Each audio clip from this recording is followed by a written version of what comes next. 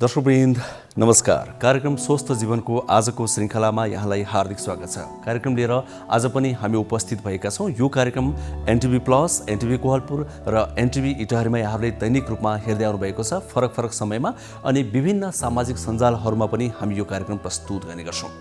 दर्शकवृन्द, हामीले समृद्धिका कुरा गरिरहेका छौँ, विकासका कुरा गरिरहेका छौँ, समृद्धि र विकास खोजिरहेका छौँ। त्यसो भए समृद्धि र विकासका लागि केही यस्ता आधारभूत कुराहरू हुन्छन् जुन कुराहरू बिना समृद्ध हुन सक्दैन कुनै पनि समाज अनि देश। तीमध्ये स्वास्थ्य निकै महत्त्वपूर्ण कुरा हो। स्वास्थ्य एउटा आधारस्तम्भ हो भनेर विज्ञहरूले प्रमाणित पनि गरिसकेका छन्। हो, त्यसैले निकै धेरै आवश्यकता महसुस गर्दै हामीले यो कार्यक्रम सुरुवात गरेका हौँ र लामै समयदेखि यो कार्यक्रम दैनिक रूपमा सञ्चालन हुँदै आइरहेको छ।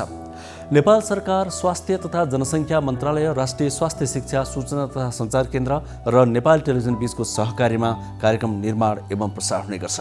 दर्शकवृन्द, कार्यक्रममा हामी स्वास्थ्य सम्बन्धी विभिन्न जानकारीमूलक सामग्री प्रस्तुत गर्ने गर्छौँ।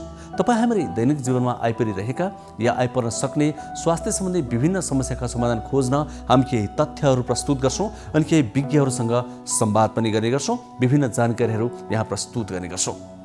त दर्शकवृन्द, आज पनि हामीसँग त्यसै क्रममा केही महत्त्वपूर्ण जानकारी समेटिएका सामग्रीहरू छन्। ती सामग्री के छन् त? आउनुहोस् एकैछिन यो छोटो जानकारी लिउँ।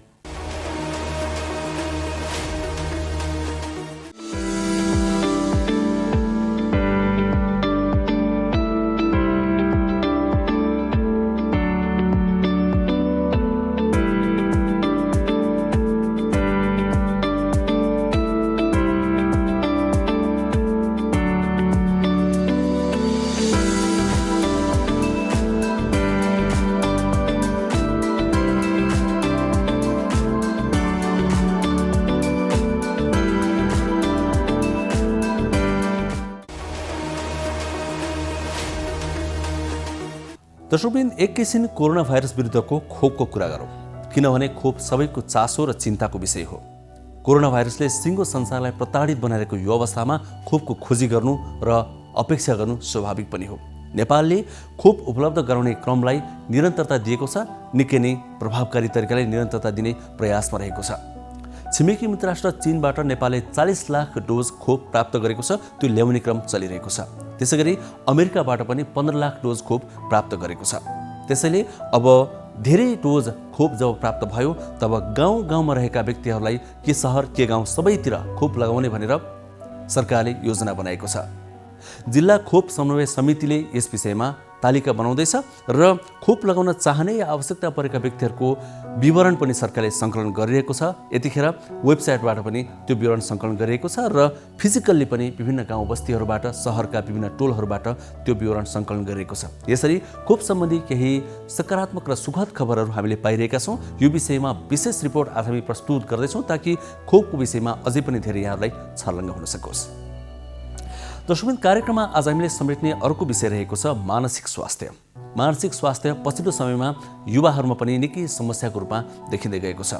अनिन्द्राले, डिप्रेसनले अनि हाम्रो निकै नै व्यस्त र तनावयुक्त जीवनशैलीले गर्दाखेरि मानसिक स्वास्थ्यमा धेरै समस्या परिरहेको छ युवाहरूमै पनि भन्ने तथ्यहरू बाहिर आइरहेका छन्। वास्तवमा यो के हो, आज हामी एकजना विज्ञसँग संवाद गर्दैछौँ।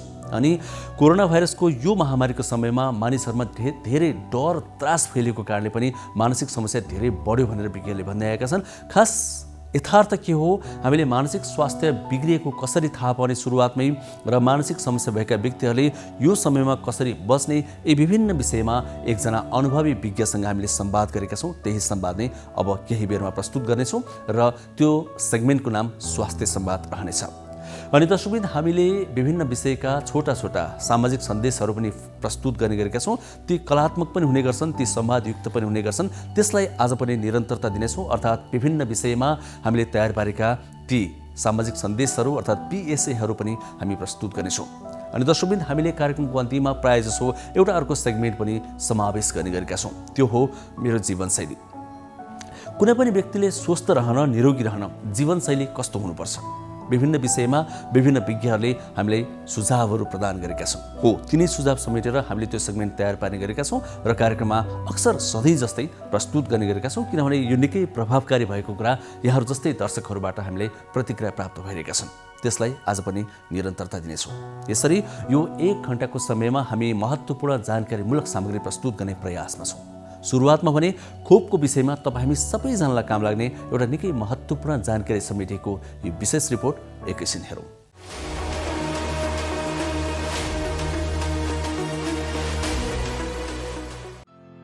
स्वास्थ्य तथा जनसङ्ख्या मन्त्रालयले अब कोरोना भाइरस विरुद्धको खोप कार्यक्रम उमेर समूह अनुसार नियमित रूपमा सञ्चालन गर्ने जनाएको छ। मन्त्रालयका प्रवक्ता डाक्टर कृष्णप्रसाद पौडेलले चीनबाट खरिद गरिएको भेरोसेल खोप नियमित रूपमा लगाउन सुरु गरिने जानकारी दिनुभयो। खोप प्राप्त भएअनुसार जिल्ला खोप समन्वय समितिले खोपको तालिका अनुसार खोप दिने हुँदा आफ्नो पालो अनुसार खोप लगाउन मन्त्रालयले आग्रह गरेको छ। सरकारले चीनबाट 40 लाख डोज भेरोसेल खोप खरिद गरेको छ। हालसम्म 8 लाख डोज खोप प्राप्त भइसकेको छ भने हरेक हप्ता आउने गरी 40 लाख डोज खोप ल्याउने कार्यक्रम रहेको मन्त्रालयले जनाएको छ। चीनबाट आउने खोपले 20 लाख जनसङ्ख्यालाई पुग्नेछ। अमेरिकाबाट कोभ्याक्स फेसिलिटी अन्तर्गतको कोरोना भाइरस विरुद्धको 15 लाख डोज खोप पनि आएको छ। अमेरिकी खोप उत्पादक कम्पनी जोन्सन एन्ड जोन्सनको खोप अमेरिकी सरकारले नेपाललाई कोभ्याक्स मार्फत सहयोग गरेको हो। यो खोप एक मात्रा लगाए पुग्ने खोप हो। यो नेपालमा प्रयोग हुने कोरोना भाइरस विरुद्धको तेस्रो खोप हो। यसअघि नेपालले अक्सफोर्ड एस्ट्राजेनिकाले विकास गरेको, भारतको सेरम इन्स्टिच्युटले उत्पादन गरेको कोभिसिल्ड र चीनको भेरोसेल खोप प्रयोग गरिरहेको छ। यी दुवै खोप 2 मात्रा लगाउनुपर्छ। मन्त्रालयको तथ्याङ्क अनुसार नेपालमा हालसम्म कोभिडको पहिलो मात्रा 26,11,807 र दोस्रो मात्रा अर्थात् पूर्ण खोप 10,41,366 जनाले पाएका छन्। प्राथमिकतामा परेका स्वास्थ्यकर्मी, सुरक्षाकर्मी, ज्येष्ठ नागरिक तथा वैदेशिक रोजगारमा जाने व्यक्तिहरूले खोप लगाएका छन्। स्वास्थ्य तथा जनसङ्ख्या मन्त्रालयले खोप वितरण गर्नको लागि सहज होस् भनेर पहिलो मात्रा खोप लगाउन नपाएका व्यक्तिहरूको विवरण सङ्कलन गर्दैछ। यसका लागि कोरोना विरुद्धको पहिलो खोपको लागि दर्ता फारम भर्न आग्रह गरिएको छ। खोप लगाउन चाहने 18 वर्षदेखि माथिका व्यक्तिहरूले मन्त्रालयले प्रदान गरेको वेबसाइटमा गई दर्ता गर्न सक्नेछन्। दर्ता गर्नको लागि www.vaccine.mosp.gov.np मा जान सकिन्छ। यो दर्ता फारमबाट प्राप्त विवरण पालिका स्तरमा खोपसँग सम्बन्धित योजना तथा व्यवस्थापनको लागि सहज हुनेछ।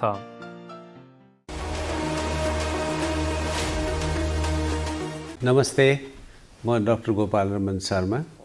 म कन्सल्टेन्ट न्युरोसर्जन र म नेपाल मेडिसिटी हस्पिटलमा काम गर्छु। र आफूलाई एकदम स्वस्थ राख्नको लागि हामीले चाहिँ थुप्रै कुराहरूमा ध्यान दिनुपर्ने हुन्छ। एउटा चाहिँ हामीले चाहिँ दैनिक रूपमा व्यायामहरू गर्नुपर्छ। सके एक्सर्साइज ट्रेडमिलहरू युज गर्नुहोस्, सकिँदैन भने चाहिँ हिँड्ने 1-1.5 घन्टा हिँड्नु पर्यो बिहान बेलुका जतिखेर सकिन्छ। अनि भर्याङ चढ्ने है, लिफ्टहरू नचढ्ने। अनि अरू कुरा चाहिँ खानपिनमा हामीले चाहिँ अलिकति ध्यान दिनुपर्ने के छ भने रेड मिट भएको खानेकुराहरू खानु भएन। हामीले चाहिँ सागसब्जीमा बेसी ध्यान दिनु पर्यो। माछाहरू खान सकिन्छ। र स्मोकिङ, अल्कोहलहरू यिनीहरूबाट चाहिँ बन्देज गर्नु पर्यो। यिनीहरूलाई हामीले धेरै फ्याटी कुराहरू खानु भएन। र हामीले वेट बढ्न दिनु हुँदैन। वेट धेरै बढ्दाखेरि पनि ब्लड प्रेसर हाई हुने, सुगर हाई हुने सम्भावना धेरै हुन्छ। त्यसकारण चाहिँ यी कुराहरूलाई चाहिँ हामीले ध्यान दियौँ भने हाम्रो चाहिँ जीवन अलिकति स्वस्थ हुन्छ, रोग चाँडो लाग्दैन। र हामीले चाहिँ बेला बेलामा चाहिँ नर्मल टेस्टहरू, ब्लड सुगरहरू, ब्लड प्रेसरहरू चेक गराइराख्नुपर्छ। र एटलिस्ट 6 महिनामा एकचोटि सकिन्छ भने डक्टरकोमा गएर चाहिँ बेसिक हेल्थ चेकअपहरू गराउँदा राम्रो हुन्छ। एउटा चाहिँ न्युरोसर्जिकल एकदमै कमन चाहिँ समस्या चाहिँ स्ट्रोक हो, जसलाई चाहिँ हामी चाहिँ ब्रेन एट्याक पनि भन्छौँ, हार्ट एट्याक जस्तै। यो चाहिँ के छ भने 85% चाहिँ इस्केमिक स्ट्रोक र 15% चाहिँ हेमोरेजिक स्ट्रोक हुन्छ। र यो दुवैलाई मिसाएर हामी चाहिँ ब्रेन एट्याक अथवा चाहिँ स्ट्रोक भन्छौँ। अब यसका प्रमुख कारणहरू चाहिँ उमेरको कारणले, जति उमेर बढ्दै गयो स्ट्रोक हुने सम्भावना त्यत्तिकै हुन्छ। जति मोटो जिउ भयो त्यति स्ट्रोक हुने सम्भावना हुन्छ। र त्यस पछाडि ब्लड प्रेसर हाई हुनु भएन, कोलेस्ट्रोल लेभल हाई हुनु भएन र अनि सुगर पनि हाई भयो भने चाहिँ स्ट्रोक हुने सम्भावना धेरै हुन्छ र स्ट्रोक हुने बित्तिकै हामीले चाहिँ कसरी थाहा पाउने भन्ने कुरा हुन्छ। स्ट्रोकको लागि चाहिँ यदि तपाईलाई असामान्य रूपमा टाउको दुख्न थाल्यो, उल्टी हुन थाल्यो, प्यारालाइसिसको लक्षण देखा पर्न थाल्यो र कहिलेकाहीँ छारे रोग जस्तो लक्षण देखा पर्न थाल्यो, बोल्नलाई गाह्रो भयो, हातखुट्टाहरू चाहिँ अलिकति झमझमाउन थाल्यो र ब्लड प्रेसर नाप्दाखेरि अलिकति हायर साइडमा छ भने त्यो अवस्थामा चाहिँ प्यारालाइसिस स्ट्रोक हुन लाग्यो भन्ने चाहिँ हामीले चाहिँ शङ्का गर्न सकिन्छ र त्यो अवस्थामा चाहिँ तुरुन्त नजिकको डाक्टरहरू, न्युरोलोजिस्ट, न्युरोसर्जन जो भेटिन्छ उहाँहरूसँग चाहिँ सम्पर्क गरेर चाहिँ हामीले चाहिँ उपचार गर्नुपर्छ। अब यो स्ट्रोकबाट कसरी जोगिने भन्ने कुरामा चाहिँ के छ भने एउटा चाहिँ उमेरलाई त हामीले केही गर्न सक्दैनौँ, त्यो नेचुरल प्रोसेस हो। ब्लड प्रेसरलाई हामीले कन्ट्रोलमा राख्नुपर्छ, सुगरलाई हामीले कन्ट्रोलमा राख्नुपर्छ, कोलेस्ट्रोल लेभल बढ्न दिनु भएन, फिजिकल एक्सर्साइज सधैँ गरिराख्नु पर्यो र खानपिनमा चाहिँ अब तेल घिउ भएको खानेकुराहरू कम खानु पर्यो, सागसब्जीहरूमा चाहिँ धेरै, फलफुलमा धेरै ध्यान दिनु पर्यो। अनि त्यस्तै चाहिँ माछा प्रयोग गर्न सकिन्छ। माछा रेड मिट भन्दा माछा खाँदाखेरि अलिकति चाहिँ कोलेस्ट्रोल लेभल बढ्न दिँदैन र हामीले चाहिँ एक्सर्साइजहरू सधैँ गरिराख्नु पर्यो, सफा सुग्घर रहनु पर्यो, पर्सनल हाइजिनहरू सधैँ मेन्टेन गर्नु पर्यो, जङ्क फुडहरू खानु भएन, रेस्टुरेन्टमा धेरै जानु भएन र वाइन बियरहरू, स्मोकिङहरूको चाहिँ यदि लत छ भने त्यसलाई पनि बन्द गर्नु पर्यो। यो सबै कुराहरूमा चाहिँ हामीले ध्यान दियौँ भने केही हदसम्म चाहिँ स्ट्रोकलाई चाहिँ हामीले चाहिँ प्रिभेन्सन रोक्न सक्छौँ।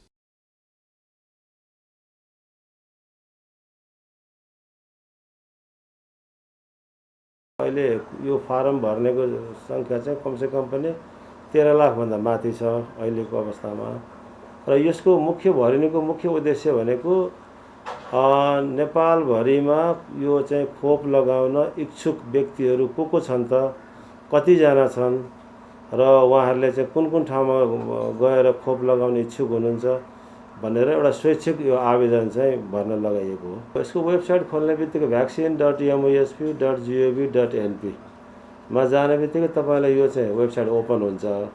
ओपन हुने बित्तिकै त्यहाँ हामीले फ्रन्ट लाइनमै लेखिदिएको छ यो फारम किन भर्ने भनेर। त्यो 5वटा बुँदै छ हाम्रो, यी 5वटा मुख्य कारणले गर्दा फारम भर्नुहोस् भन्ने कुरा राखेका छ र यसमा हामी के विवरण लिन्छौँ भनेर साइडमा पनि हामीले राखेका छौँ। यो लिनुको मुख्य पछाडिको कारण भनेको खोपको पूर्ण व्यवस्थापन र योजना गर्नको लागि र तपाईँको कुन खोप केन्द्रमा कति लोड हुन्छ र त्यसको पूर्ण व्यवस्थापन गर्नको लागि नै हो। नेट नभएको ठाउँमा चाहिँ अहिले हाम्रो चाहिँ सङ्घीय मामिला तथा सामान्य प्रशासन मन्त्रालयबाट सबै पालिकामा पत्रचार भएको छ।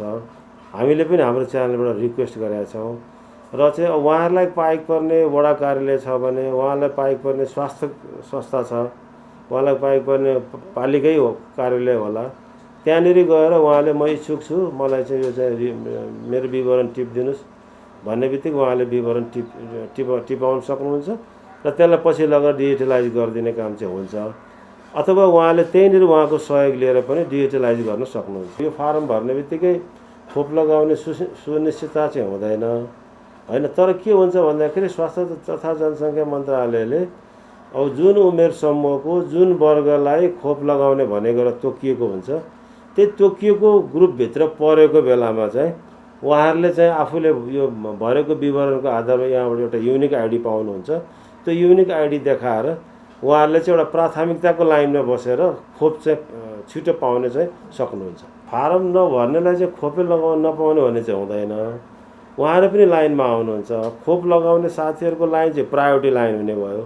उहाँहरू प्राथमिकताको लाइनमा पर्नुहुन्छ, छिटो खोप लगाएर जानुहुन्छ। जसले फारम भर्नु भएको छैन भने उहाँहरू चाहिँ अब तपाईँको प्राथमिकताको लाइनमा पर्नुहुन्न, उहाँहरू चाहिँ अब लामो क्युबाट चाहिँ जानुपर्ने हुन्छ। फारम नभर्नेलाई नपाउने, भर्नेलाई मात्रै पाउने भन्ने चाहिँ होइन। तर भर्दाखेरि के हुन्छ भन्नुहुन्छ भनेदेखि एउटा तपाईँको सरकारलाई पनि फाइदा हुने भयो खोप व्यवस्थापन गर्नलाई होइन। र चाहिँ अर्को भनेको तपाईँको खोप यो फारम भर्ने व्यक्तिलाई पनि फाइदा हुने भयो कि एउटा प्राथमिकताको लाइनमा गएर उसले छिटो खोपको सेवा लिन पाउने भयो। त्यस कारण त्यो हो। तर चाहिँ के भने फारम नभरेको आधारमा खोप नदिन पाउने भन्ने चाहिँ छैन। त्यहाँ उहाँहरूलाई हामीले चाहिँ नमुना फारमहरू पठाएका छौँ, सबै पालिकालाई स्वास्थ्य संस्थाहरूमा नमुना फारम पठाएको छ। त्यो नमुना फारमको आधारमा उहाँहरूले त्यो डिटेल विवरणहरू बनाएर चाहिँ अनि त्यहाँ चाहिँ उहाँहरूले इन्ट्री गरिदिनुहुन्छ। उहाँहरूलाई कहीँ कहीँ के भर्नको लागि अब उहाँहरूलाई चाहिँ कुनै सेलमा भर्नको लागि कसरी भर्ने के गर्ने भन्ने कुराहरू चाहिँ उहाँहरूले जानकारी चाहिँ माग्नुहुन्छ होइन। अब यसको लागि तपाईँको चाहिँ हाम्रो चाहिँ साथीहरू नै हुनुहुन्छ, उहाँहरूको नम्बर दिएको छ, उहाँहरूले त्यो नम्बरमा फोन गर्नुहुन्छ। फोन गरेको आधारमा उहाँहरूको जे जिज्ञासा छ त्यसलाई हामीले चाहिँ मेटाउने गरेका छ। त्यसले गर्दा त्यस्तो ठुलो समस्या छैन। स्वस्थ जीवनशैलीको लागि कसैले पनि आफ्नो बानीमा चाहिँ नि एकरूपता नियमितता ल्याउनुपर्छ। सबभन्दा पहिला खानपान हुनु पर्यो र राम्रो एक्सर्साइज भनेको फिजिकल एक्जर्सनहरू एक्सर्साइज हुनु पर्यो। तपाईँलाई एक्सर्साइजको फुर्सद छैन भने पनि आफै अलिकति हिँड्नु सक्नु पर्यो। ठुलो बिल्डिङहरू छ लिफ्ट चढ्न सक्नु पर्यो। मोटरसाइकल गाडी चढ्नुहुन्छ अलिक पार्क गर्नुहोस्, अलिकति 10 मिनट हिँड्नुहोस्, त्यसले पनि एक्सर्साइज पुग्छ। र अर्को चाहिँ नि खानपान नियमित हुनु पर्यो, त्यो पनि एकदम राम्रो कुरा हो। र आफ्नो नियमित व्यवहार, खानपान शैली, एक्सर्साइजहरूमा चाहिँ नि खास गरी मान्छेहरू चाहिँ नि 40 इयर्स 40 वर्ष पुगेपछि चाहिँ नि त्यो चाहिँ एउटा लिमिट हो, 40 अथवा 45। त्यसपछिबाट चाहिँ नि आफू तपाईँहरूले चाहिँ नि अलिकति कति कुराहरूको परहेज गर्नुपर्छ। सबै खानाले फाइदा हुँदैन।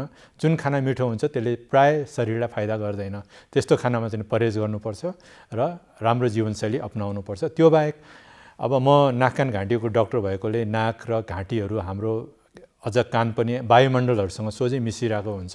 त्यस कारणले धुलो भएको ठाउँमा चाहिँ नि मास्कहरूको प्रयोग गर्नुहोस्। आजकल कोभिडको बेलामा त्यसलाई पनि तपाईँलाई बच्नको लागि सहयोग गर्छ। त्यो बाहेक पानी राम्रो पिउँ, हेल्दी रहौँ र अरू चाहिँ केही पर्यो भने समयमै चिकित्सकको सल्लाह लिन नभुल्नु होला। दर्शकवृन्द, अब एकैछिन प्रसङ्ग मानसिक स्वास्थ्यको। पछिल्लो समयमा हामी अत्यन्तै धेरै व्यस्त हुन थाल्यौँ। हाम्रो मनमा धेरै कुराहरू खेल्न थाल्यौँ। हामी कम सुत्न थाल्यौँ। हाम्रो जीवनशैली नै अर्कै बन्दै गयो। अनि बालबालिकाहरू पनि मेसिनमा बढी खेल्न थाले, मोबाइल चलाउन थाले, टेलिभिजन बढी हेर्न थाले, ट्याबहरू हेर्न थाले। त्यस कारणले गर्दाखेरि बालबालिकाहरूमै पनि मानसिक समस्या देखिन थाल्यो। त यो चिन्तालाई अब हामी कसरी दूर गराउने, यसलाई हटाउने के छ उपाय? यो विषयमा हामी अब एकजना मानसिक रोग विशेषज्ञसँग कुराकानी गर्दैछौँ, अर्थात् संवाद गर्दैछौँ। अर्को कुरा, कोरोना भाइरसको सङ्क्रमणपछि, यो लहरपछि मानसिक समस्या भएका व्यक्तिहरूको सङ्ख्या पनि धेरै बढ्यो भनेर विज्ञहरूले भन्दै आएका छन्। किनभने मान्छेहरूमा एक खालको डर त्रास फैलिन थाल्यो। अनि लामो समयसम्म लकडाउनले गर्दा घरभित्रै बसिरहनु पर्ने बाध्यता पनि भयो। यी विविध कारणले मानसिक समस्या थपियो भनेर पनि विज्ञहरूले भन्दै आएका छन्। अस्पतालहरूको तथ्याङ्क हेर्दा पनि त्यो हो जस्तो देखिन्छ। त्यसैले हामीले कार्यक्रममा मानसिक स्वास्थ्यलाई निकै धेरै प्राथमिकतामा राखेर संवादहरू अनि जानकारीहरू प्रस्तुत गर्ने गरेका छौँ। फेरि अर्को कुरा, मानसिक स्वास्थ्य यस्तो समस्या हो, अर्थात् मानसिक समस्या यस्तो समस्या हो जुन समस्या सुरु भएको थाहै हुँदैन केही समयसम्म। थाहा नभएपछि जब थाहा हुन्छ तब ढिला भइसकेको हुनसक्छ। त्यसो भए कुनै पनि व्यक्तिमा, आफूमा या परिवारका सदस्यमा मानसिक समस्या भएको नभएको कसरी थाहा पाउने र समयमा उपचार गर्ने, यो पनि हामीले खोज्नुपर्ने विषय रहेको छ। त्यसैले पनि हामीले यो संवादलाई प्राथमिकताका साथ यहाँ प्रस्तुत गर्ने गरेका हौँ। त्यसै क्रममा आज पनि हामीसँग एकजना विज्ञ हुनुहुन्छ। उहाँ यो क्षेत्रमा निकै अनुभवी हुनुहुन्छ। आउनुहोस् उहाँसँगै गरेको संवाद एकैछिन हेरौँ कार्यक्रममा स्वास्थ्य संवाद।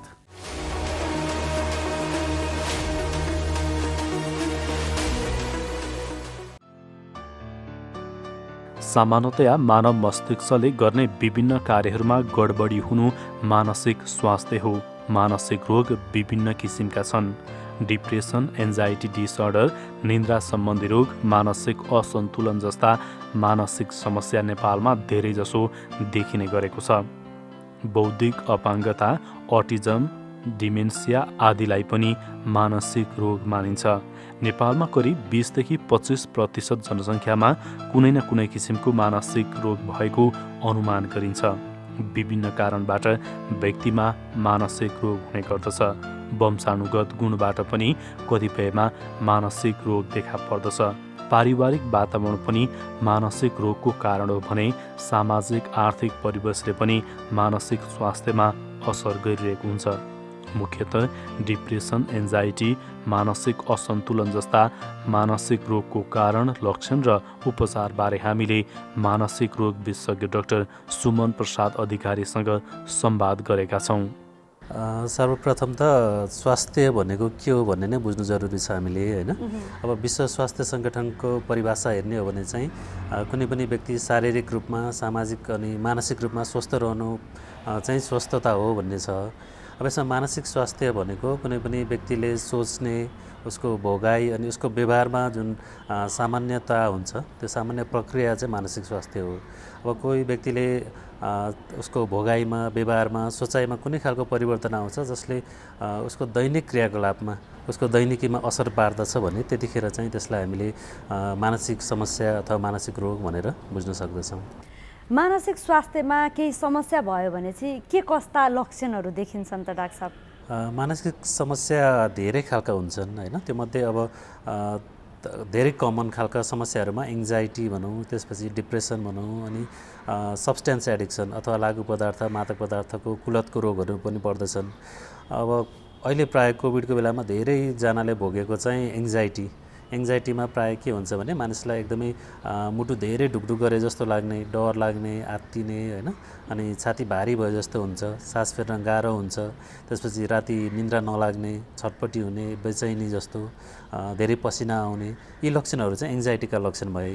त्यस्तै डिप्रेसन भन्नको लागि चाहिँ कुनै पनि व्यक्तिमा नैराश्यता, एकदमै भित्र मनदेखि खुसी अथवा रमाइलो नहुने होइन, अनि लगातार 2 हप्ताभन्दा बढीसम्म चाहिँ के पनि कुरामा जाँगर नलाग्ने, आफूलाई मनपर्ने कुरामा पनि इन्ट्रेस्ट नलाग्ने र एकदमै साह्रै थकान महसुस हुने, यस्ता लक्षणहरू भइराख्यो भने चाहिँ त्यो डिप्रेसन हो कि। कुनै पनि व्यक्तिमा मानसिक समस्या भयो भने घरमै बसेर चाहिँ उसले के कस्तो उपचार गर्न सक्छ?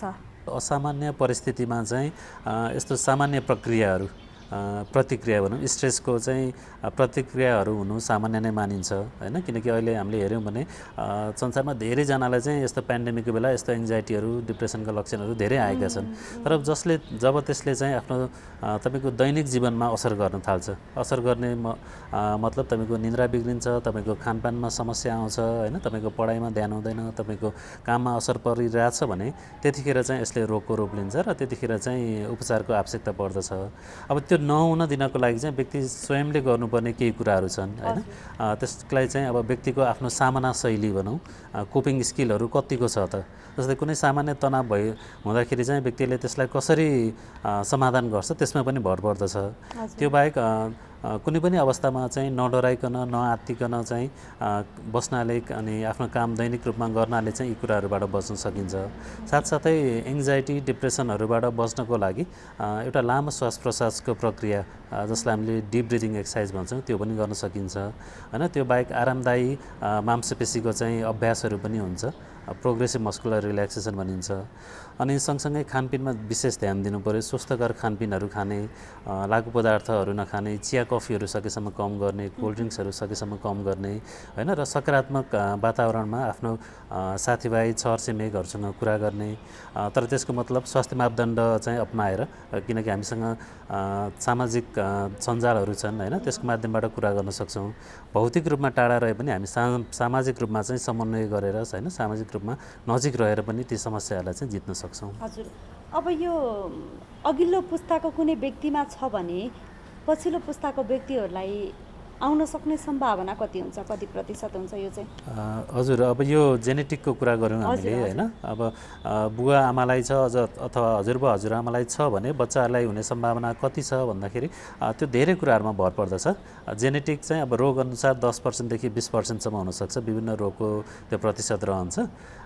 तर त्यो बाहेक उसको सामाजिक अवस्था कस्तो छ, उसको आर्थिक अवस्था कस्तो छ, उसको अरू पाटोहरूले पनि धेरै असर पार्दछ। अब हामीले सरस्वती भन्नुपर्दाखेरि यो 10% देखि 20% चाहिँ त्यो कुराले कन्ट्रिब्युट चाहिँ गर्न सक्छ। हजुर, अब हाम्रो जनमानसमा भनिन्छ नि कुनै पनि व्यक्तिले असामान्य क्रियाकलापहरू देखाउन थाल्यो भने यसलाई त डिप्रेसन भएछ भनेर भनिन्छ होइन।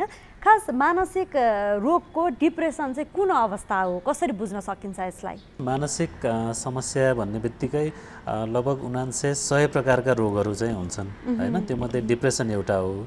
अब यो पनि बालबालिकामा अलिक फरक रूपमा आउन सक्छ वयस्कमा फरक हुनसक्छ र बुढेसकालमा अलिक फरक रूपमा चाहिँ आउनसक्छ। भन्नुको मतलब एउटा मानसिक समस्या छ भन्दैमा त्यो अन्तिममा गएर डिप्रेसन नै हुने भन्ने होइन।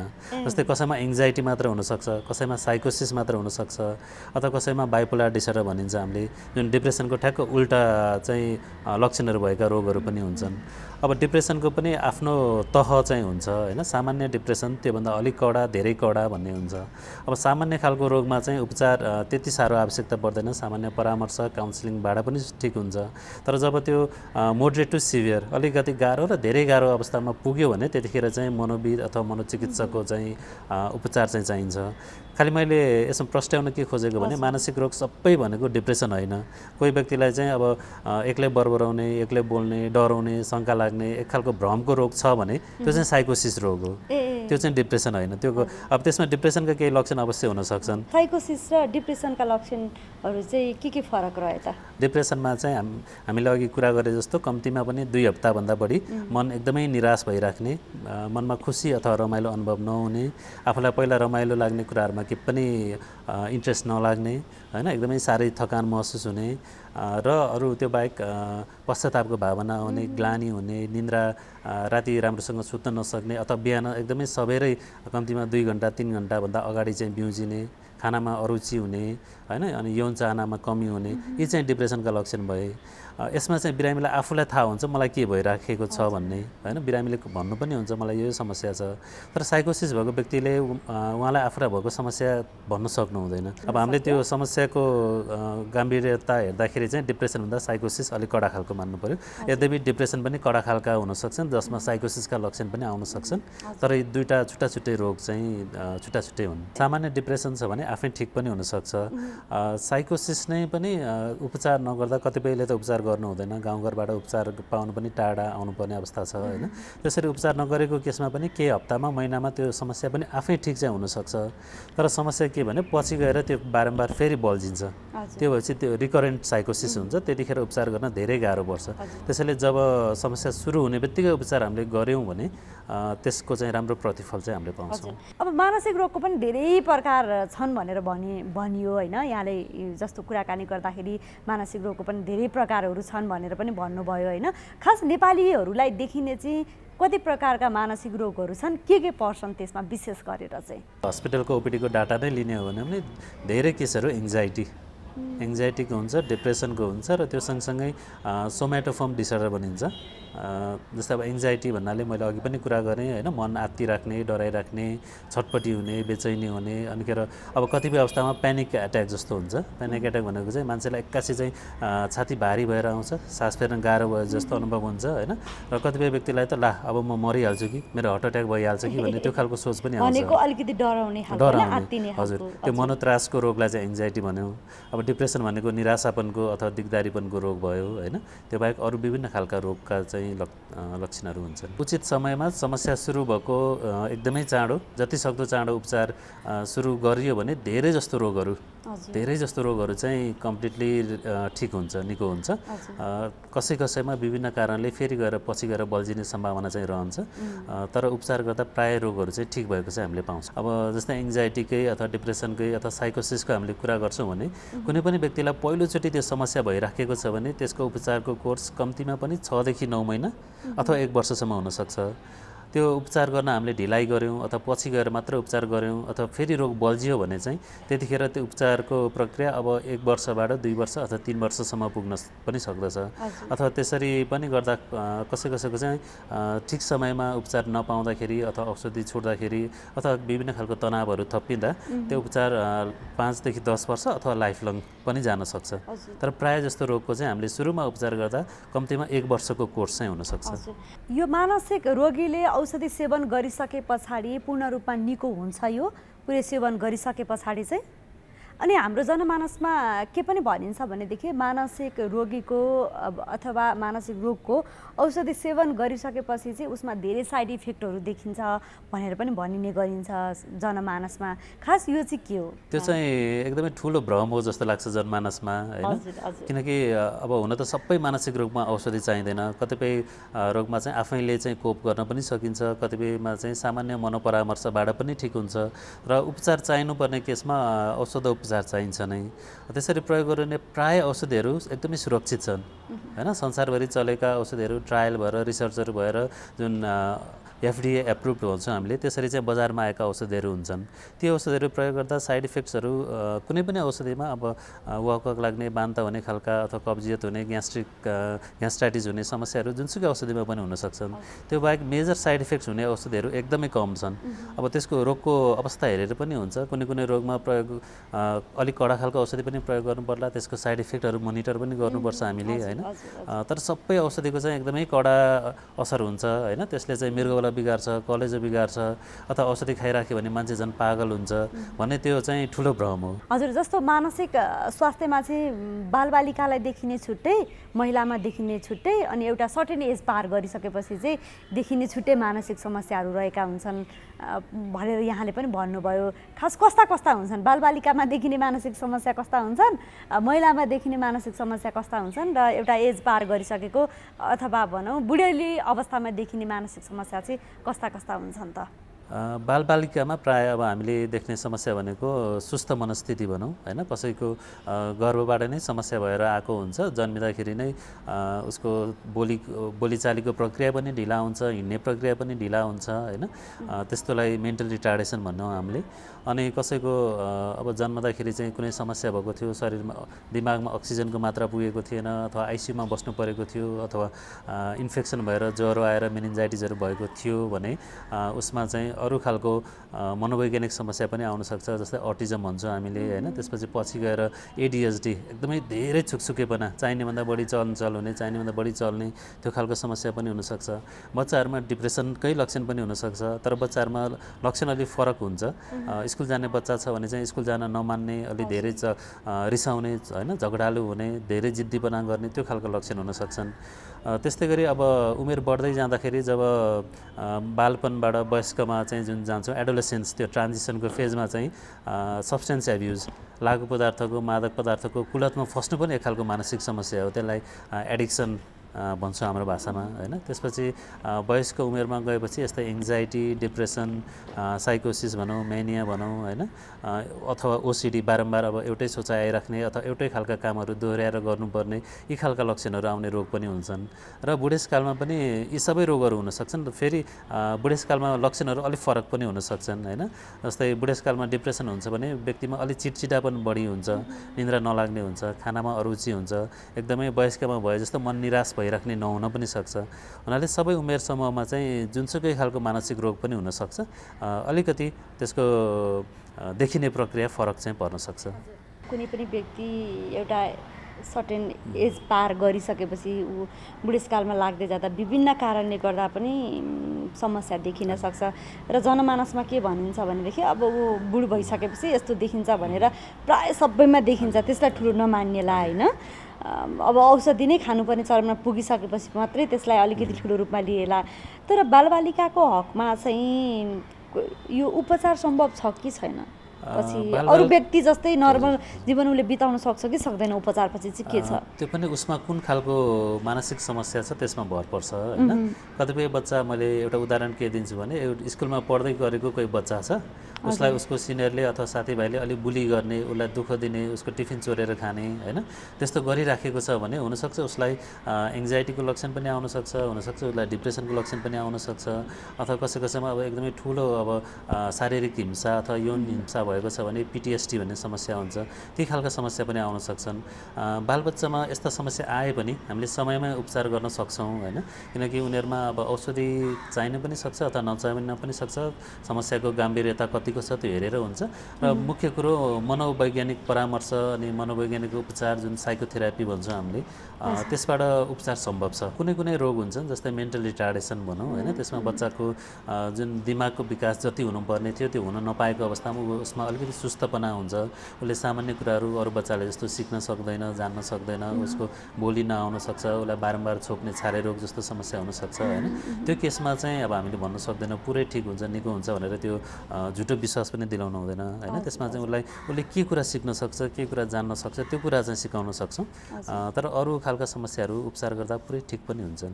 अब कसैको व्यक्तित्व जुन पर्सनालिटी हुन्छ त्यसमा केही गुणहरू हुन्छन् जसले गर्दाखेरि उसले एउटै कुरा दोहोऱ्याएर गर्नुपर्ने अथवा उसलाई सबै कुरा एकदमै पर्फेक्ट राम्रो निट एन्ड क्लिन चाहिने हुनसक्छ होइन, त्यो कारणले पनि उसले गरेको हुनसक्छ, त्यो उसको गुण भयो, ट्रेट होइन। अब तर त्यही कुरा चाहिँ बढ्दै बढ्दै गएर त्यो कुरा बढ्दै गएर उसले चाहिँ दिनमा कम्तीमा 1 घन्टा 2 घन्टाभन्दा बढी समय त्यो कुरामा दिनुपर्छ भने चाहिँ हुनसक्छ त्यसले रोगको रूप लिन्छ। फेरि अब यो ओसिडी भन्ने रोगको कुरा गर्न चाहेँ मैले, यसमा कुनै पनि व्यक्तिलाई बारम्बार एउटै खालको सोच आउँछ। जस्तै यहाँले भन्नुभयो जस्तै कसैलाई चाहिँ लाग्छ मेरो हात चाहिँ सफा छैन भनेर उसले हात धुन्छ भने उसले एकचोटि धोएपछि नर्मल मान्छेले त धुँदैन होइन, सफा भयो भन्ने लाग्छ। तर उसलाई के सोच आउँछ भने होइन मेरो हात त अझै सफा छैन, यसमा अझै कीटाणुहरू छन् भने उसले फेरि धुन्छ। अनि त्यो धोइसकेपछि पनि उसलाई एकैछिन केही अलिकति ल ठिक हो कि जस्तो लाग्छ, तर फेरि सोचाइ के आउँछ होइन मैले त फेरि धुनुपर्छ। त्यसरी धोएन भने अनि छटपटी हुने, दिक्क लाग्ने, निराशा हुने हुन्छ र उसले धोएपछि अलिकति आराम जस्तो महसुस हुन्छ। त्यो गर्दा गर्दा उसको दिनको चाहिँ दैनिक कम्तीमा 1 घन्टाभन्दा बढी समय त्यो कुरामा जान्छ, उसको दैनिक क्रियाकलापमा असर पर्न थाल्छ होइन, उसको काम बिग्रिन्छ, उसको पढाइमा कन्सन्ट्रेसन हुँदैन भने चाहिँ अब यो ओसिडी हो कि है भनेर अलिकति त्यसमा चाहिँ हामीले ध्यान दिनु चाहिँ जरुरी हुन्छ। समस्या नै हो भनेर बुझ्न सकियो होइन। अब्सेसन भएपछि उहाँलाई के लाग्छ भने जो सो व्यक्ति हुनुहुन्छ उहाँले चाहिँ मैले ग्यासको निभाएको छैन भनेर 1-2 चोटिसम्म चेक गर्नु चाहिँ नर्मल मान्ने हो होइन। तर बारम्बार त्यही कुरा चेक गर्नुहुन्छ, उतापट्टि उहाँको अर्को काम छुटिसक्यो, उहाँले अब बच्चालाई हेर्नुपर्ने कुरा त्यो छुटिरहेछ होइन, अथवा उहाँको पढाइमा डिस्टर्ब भइरहेछ अथवा उहाँको काममा डिस्टर्ब भइरहेछ होइन, त्यसले गर्दा उहाँलाई निन्द्रा पनि लागिरहेको छैन, बारम्बार त्यही कुरा सोचाइमा आउँछ भने चाहिँ अब त्यो रोगको रूपमा चाहिँ आयो भन्ने बुझ्नुपर्छ। अब अर्को फरक कुरा सोध्न चाहे डाक्टर साहब, जस्तो यी यस्ता लक्षण देखियो भने त जुन मानसिक समस्या नै हो भनेर भन्न सकियो होइन।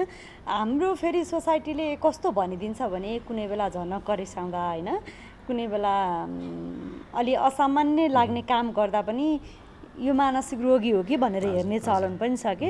एउटा मानिसलाई खुसी दुःख सुख हरेक नै आइराखेको हुन्छ नि। अब त्यस्तो अवस्थामा चाहिँ त्यसलाई कसरी बुझ्दिने, यो मानवीय स्वभाव नै हो भनेर बुझ्दिने अथवा त्यसरी नै गएर ऊ पछि रोगी नै हुन्छ भनेर बुझ्दिने त यसलाई होइन। त्यसमा चाहिँ अब प्रत्येक व्यक्तिको आफ्नो तनाव हुन्छ, आफ्नो समस्या हुन्छ, आफ्नो स्वभाव पनि हुन्छ। अब हाम्रो समाजमा चाहिँ अझै पनि मानसिक रोगको बारेमा धेरै कुरा हुँदैन होइन, परिवारमा पनि त्यति साह्रो कुरा हुँदैन। अब कतिपय युवाहरू चाहिँ मानसिक समस्या भयो भने घरमा नभनिकन आफै मात्र उपचारमा पनि आउनुहुन्छ, किनकि हाम्रो त्यो हेर्ने जुन आँखा छ नि त्यो आँखा चाहिँ अलिकति फरक खालको छ। मानसिक समस्या भन्ने बित्तिकै हामीले बुझ्ने भनेको पागलपन अथवा बौलापन भयो भनेर बुझ्छौँ। जबकि मैले अघि पनि भने मानसिक रोगमा कम्तीमा पनि 100 किसिमका रोग हुन्छन्, जसमध्ये एउटा रोगमा चाहिँ यस्तो बौलापन पागलपनको लक्षणहरू हुन्छन्। यद्यपि हामीले अझ त्यो पागलपन बौलापन भन्ने शब्दहरू प्रयोग गर्दैनौँ, त्यो भनेको साइकोसिस हो होइन। त्यो अब एक खालको लान्छना अथवा स्टिग्मा हो कि यो चाहिँ हाम्रो समाजमा रहेको होइन, हामीले नबुझेर भन्छौँ। जस्तै तपाईँको साथीसँग कुरा गर्दै हुनुहुन्छ, तपाईँले केही कुरा अलिकति बिगार्नु भयो भने यो त पागल रहेछ भनेर जुन हामीले होच्याएर भन्छौँ नि, त्यो भनेको उहाँले चाहिँ त्यो मानसिक समस्याको बारेमा केही पनि बुझेको छैन होइन, अथवा बुझे पनि उसले चाहिँ त्यसलाई एकदमै नराम्रो तरिकाले बुझेको छ भन्ने चाहिँ बुझियो। जस्तै मानसिक अस्पताल हाम्रो देशमा एउटा छ होइन, मानसिक अस्पतालको जुन बाहिर पेटीबाट हिँड्ने व्यक्तिहरूले चाहिँ यो त पागलखाना हो, यहाँ त पागलहरूलाई मात्र थुनेर राख्ने हो भन्ने चाहिँ धेरैचोटि सुनेको छु कि मैले होइन। तर मानिसहरूले के बुझ्दैनन् भने अब सामान्य टाउको दुखाइदेखि लिएर छारे रोग, त्यसपछि मनोचिन्ता, त्यसपछि डिप्रेसन होइन, साइकोसिस, यो सबै खालका मानसिक समस्या चाहिँ हुन्। र सबै रोग भन्दैमा यिनीहरू सबै पागलपन नै हुन् भन्ने चाहिँ होइन। छारे रोगमा अब यसमा नसा सम्बन्धी समस्याहरू पनि हुन्छन्, न्युरोलोजिकल प्रब्लम पनि हुन्छन्, र छारे रोगसँगै मिसिएर कतिपय अवस्थामा चाहिँ साइकोटिक सिम्टम्सहरू, एङ्जाइटीको सिम्टम्सहरू होइन, अथवा डिप्रेसनका लक्षणहरू पनि आउने हुनाले साइकेट्रीमा पनि यसलाई हेरिन्छ। कोरोना भएको नै लगभग 1-1.5 वर्ष भयो होइन, धेरै जस्तो समय त हामी बन्दाबन्दीमा रह्यौँ। अब त्यो बाहेक जो विद्यार्थीहरू हुन्छ उनीहरूको पढाइ पनि बिग्रिएको छ, कतिपयको इक्जाम भएको छैन, एउटै वर्षमा 3 वर्ष लस भइसक्यो होइन। त्यो हुनाले जुन खालको सामाजिक आर्थिक अनि सबै खालको जुन अनिश्चित वातावरण छ त्यो गर्दाले धेरै जस्तो केसमा हामीले एङ्जाइटीको लक्षणहरू देखेका छौँ। र अब कतिपय व्यक्तिहरूमा चाहिँ आफ्नो व्यापार व्यवसाय बिग्रिँदाखेरि होइन, आर्थिक नोक्सानी हुँदाखेरि डिप्रेसनका लक्षणहरू पनि आएका छन्। अब कतिपय व्यक्तिहरूमा चाहिँ आत्महत्याको सोचाइहरू आउने, आत्महत्या भएको हामीले सुन्यौँ पनि होइन। धेरै व्यक्तिहरू जो आइसोलेसनमा रहँदा अथवा क्वारेन्टिनमा रहँदा पनि आत्महत्या भएको भन्ने खबरहरू पनि सुन्यौँ।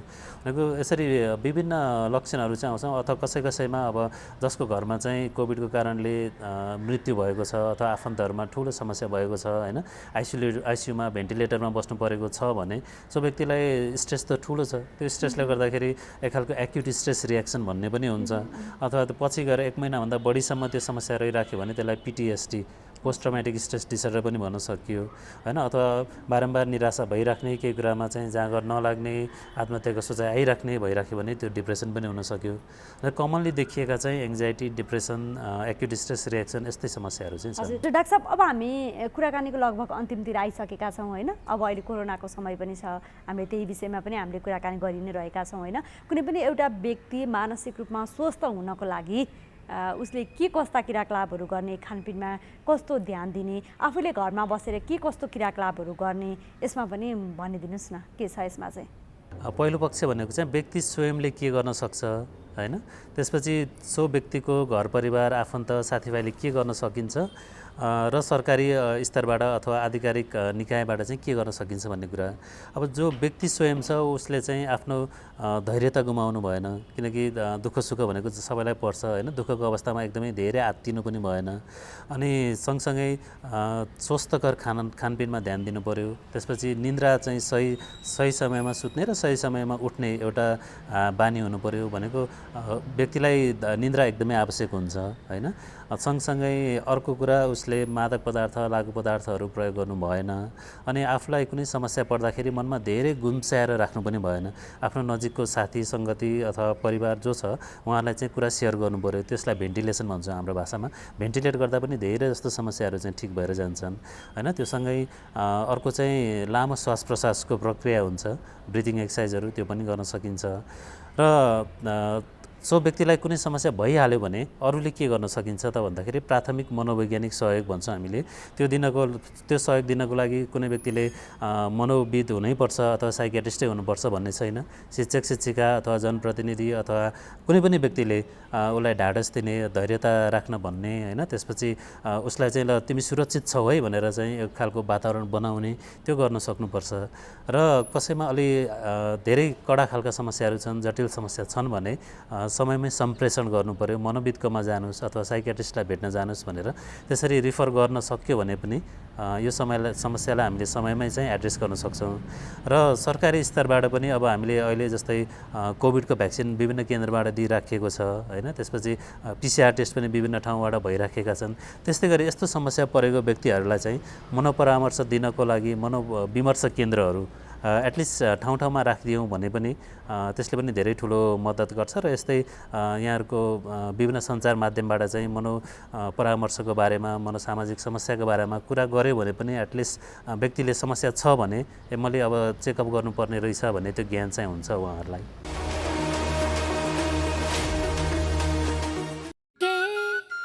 हात धुन्छौ र साबुन पानीले धुन्छु नि, कति बेला धुन्छौ र छिनछिनमै धुन्छु नि।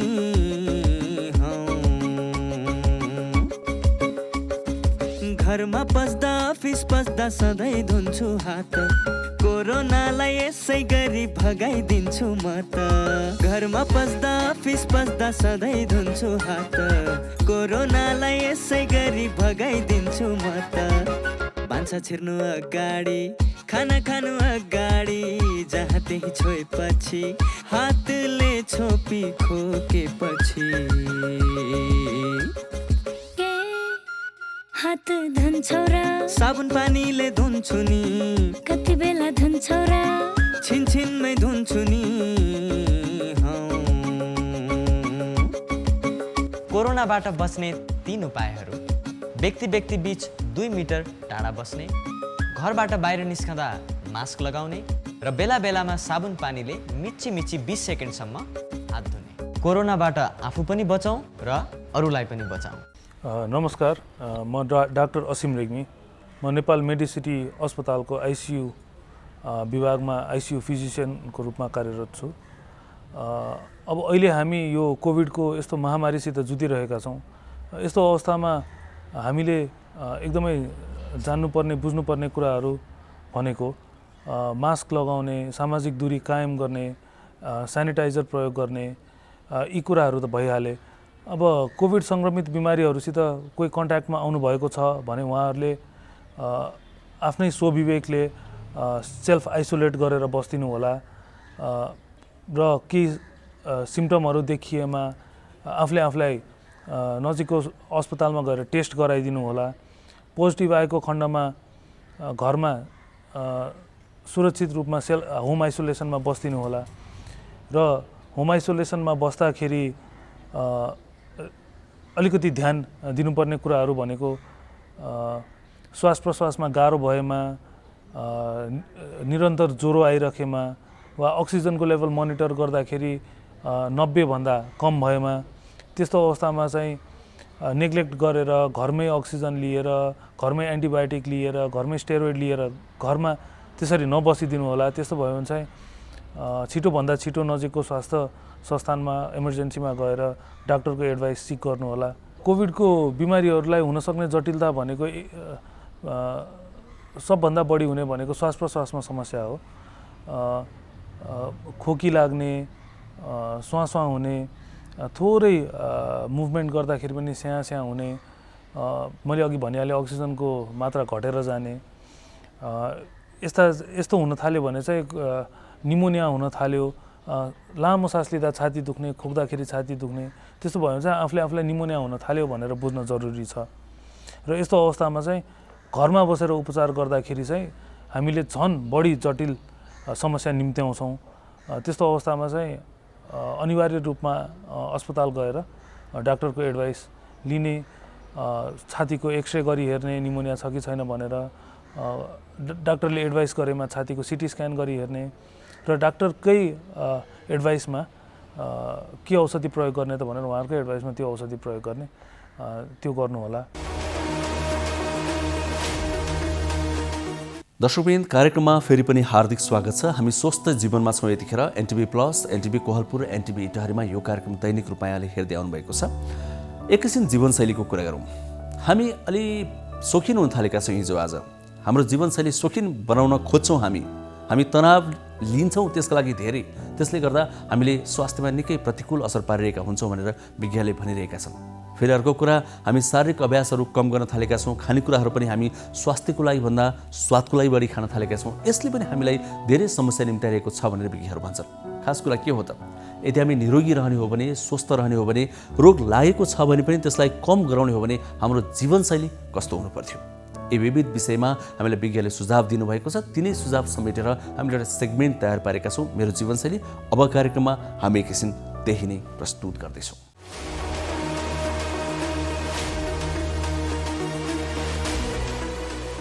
नमस्कार, म डाक्टर विनयराज भण्डारी। म स्त्री तथा प्रसुति रोग विशेषज्ञ। म हजुरहरूलाई आज महिलाहरूलाई हुनसक्ने समस्याहरूको बारेमा अलिकति जानकारी गराउन चाहन्छु। प्रायःजसो महिलाहरू जुन हाम्रो हस्पिटलमा ओपिडीमा आउनुहुन्छ, उहाँहरू चाहिँ धेरैजसो उहाँहरूले लिएर आउने समस्या भनेको चाहिँ एउटा चाहिँ फोहोर पानी बग्ने, अनि त्यसपछि महिनावारीमा गडबडी हुने, अनि त्यसपछि अर्को भनेको चाहिँ अब गर्भाधान हुन नसक्ने समस्या, अनि अब अर्को समस्या भनेको चाहिँ अल्ट्रासाउन्ड गरेर भिडी एक्सरे गरेर कहिलेकाहीँ चाहिँ पाठेघरमा अथवा अन्डादानीमा सिस्टहरू हुन सक्ने समस्याहरू लिएर आउनुहुन्छ प्रायःजसो चाहिँ भने। अनि प्रायःजसो कोही महिलाहरू चाहिँ के गर्नुहुन्छ भने अब रुटिन चेकअप भन्छौँ हामीले, भनेको आफूलाई केही समस्या भएको छैन तर अब चेकअप गर्नुपर्छ भनेर आउनुहुन्छ। अनि अब राम्रो चाहिँ के हो भने चेकअप गर्न आउनु चाहिँ राम्रो हो। हरेक महिलाहरूले वर्षमा एकचोटि चेकअप गर्नु चाहिँ राम्रो हुन्छ। त्यो गर्यो भने चाहिँ हामीभित्र भएको समस्याहरू चाहिँ हामीले पहिले नै पत्ता लगाउन सक्छौँ र पहिला नै उपचार लिँदाखेरि त्यसले हुनसक्ने पछि नराम्रो असर हुनसक्ने सम्भावनालाई हामीले रोक्न सक्छौँ। अनि ती कुराहरू छन्। अनि अर्को कुरा भनेको चाहिँ अब अहिले जुन क्यान्सरको हकमा चाहिँ हामीले कुरा गर्नुपर्दा पाठेघरको मुखको क्यान्सर चाहिँ महिलाहरूमा अलिक बेसी देखिएको छ।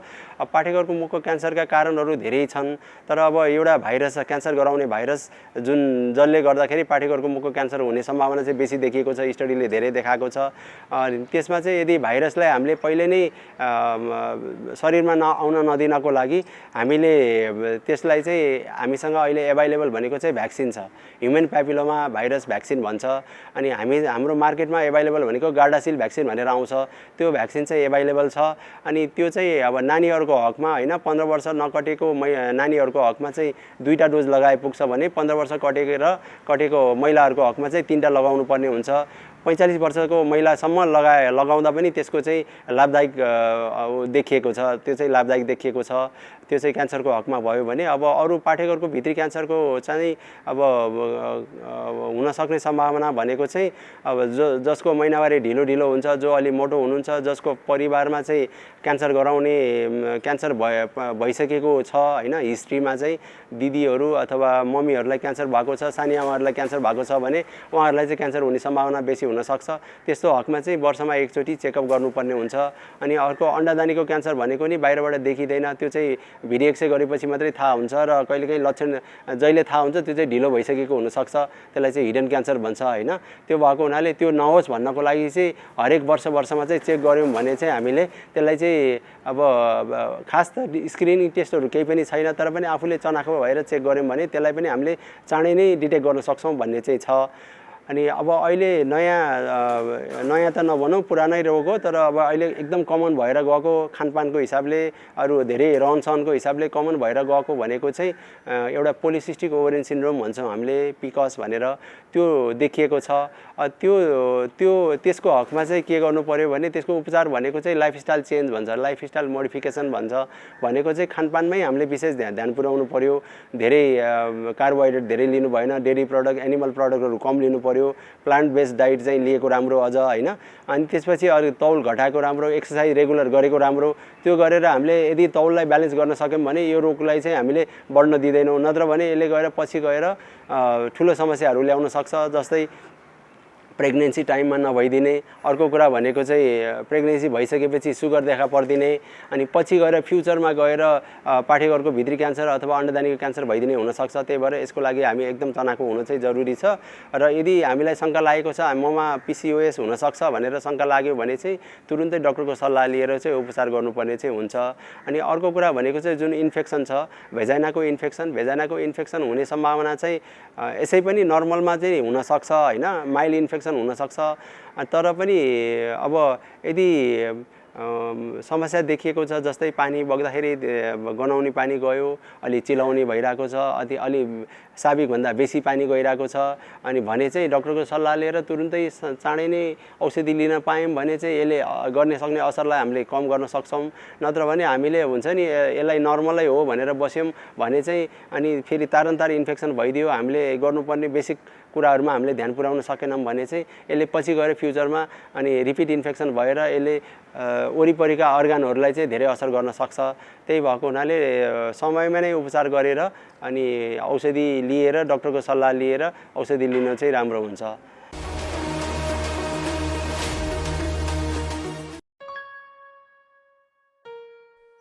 नमस्कार, आज म यहाँहरूलाई नवजात शिशु स्याहार सम्बन्धी जानकारी दिन आएकी छु।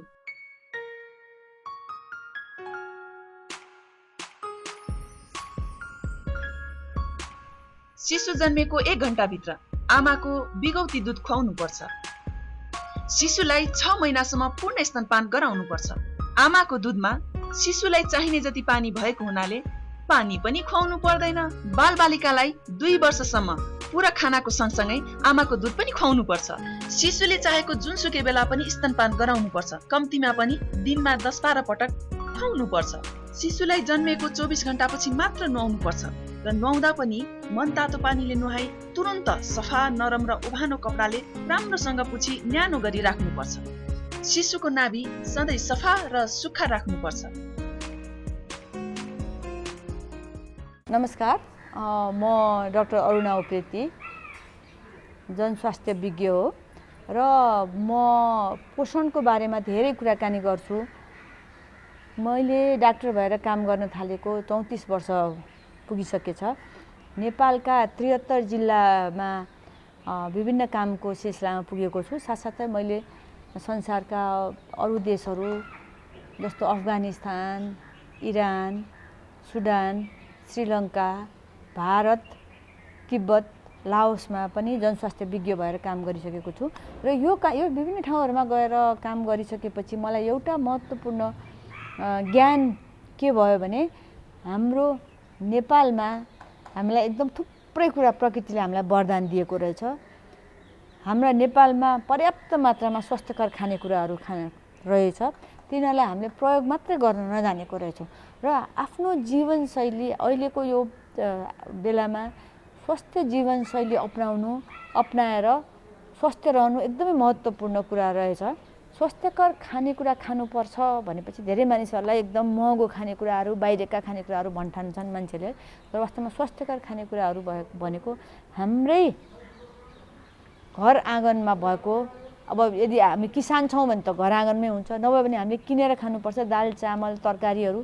जुन दाल चामल तरकारीहरू किनेर हामीले भान्सामा बनाएर खान्छौँ तिनीहरू नै हुन् स्वस्थकर खानेकुरा। र खानेकुराको साथसाथै हामीहरूले जीवनशैलीलाई पनि स्वस्थ कुन अर्थमा राख्नुपर्छ भने हामीले व्यायाम योगासनहरू हिँडाइहरू पर्याप्त मात्रामा गर्नुपर्छ। अहिले के देखेको छ भने युवावर्गहरू काम एकदम गर्छन्, अनेक विभिन्न ठाउँहरूमा विशेष गरी कम्प्युटरमा बसेर काम गरे हुन्छ, अफिसहरूमा काम गरेको हुन्छ, तर उनीहरूको अस्वस्थ जीवनशैलीले गर्दाखेरि युवा अवस्थामै मुटुको रोग, उच्च रक्तचाप, मधुमेहको समस्या हुन्छ। यो कारण के हो भने दिनभरि कम्प्युटरमा बसेर काम गरिसकेपछि शरीर चलायमान हुँदैन, अनि चलायमान नभइसकेपछि शरीर मोटो हुँदै जान्छ। त्यसमाथि पनि हामीले विभिन्न किसिमका पत्रु खानेकुराहरू खायौँ भने त्यसले शरीरमा झनै नराम्रो अवस्था सिर्जना गर्छ र 35-40-45 वर्षमै अनेक किसिमको रोगहरूबाट ग्रसित भइन्छ। त्यसै कारणले गर्दाखेरि यस्तो किसिमको समस्या नहोस् भनेर स्वस्थकर जीवनशैली अपनाउनको लागि हामीले एउटा त खानेकुरामा स्वस्थकर खानेकुरामा ध्यान दिने, पत्रु खानेकुरा खाँदै नखाने, स्वस्थकर जीवनशैली अपनाउनु भनेको योगासन व्यायाम हिँडाइ गर्ने र मानसिक तनावलाई कम गर्ने। मानसिक तनाव कम गर्नको लागि हामीहरूले एउटा त के गर्न सक्छौँ भने हाम्रो दैनिक जीवनमा हामी जति काम गर्छौँ त्यति काम गर्दाखेरि पनि समय समयमा अलिकता त्यो रुटिन कामबाट अवकाश लिएर विभिन्न ठाउँमा घुम्न जाने, साथीभाइहरूसँग कुराकानी गर्ने, रमाइलो कुराहरू गर्ने, एउटा त्यो गर्न सकिन्छ भने अर्को व्यायामलाई हामीले असाध्यै महत्त्व दिनुपर्छ। पहिला हाम्रा पुर्खाहरू एकदम विभिन्न ठाउँमा जाँदाखेरि हिँडेर जान्थे, त्यसैले उनीहरूलाई भिन्नै किसिमको व्यायामको जरुरत पर्दैन थियो। तर हामी अहिले सबै ठाउँमा जाँदाखेरि गाडीहरू लिएर जाने भएको हुनाले, गाडीहरूबाट हिँड्ने भएको हुनाले हामीहरूको लागि व्यायामलाई जति भोजनको महत्त्व छ त्यत्तिकै योगासन र व्यायामको महत्त्व छ। यसले हाम्रो शरीरलाई मात्रै स्वस्थ राख्ने होइन, मानसिक रूपमा पनि तनाव कम गरेर हाम्रो मानसिक स्वास्थ्यलाई पनि राम्रो पार्छ। त्यसै कारणले गर्दाखेरि युवा पुस्ताहरू तपाईहरू स्वस्थ भएर लामो दीर्घ जीवन बाँच्ने र धेरै समयसम्म काम गर्नको लागि स्वस्थकर जीवनशैली अपनाउनुहोस्।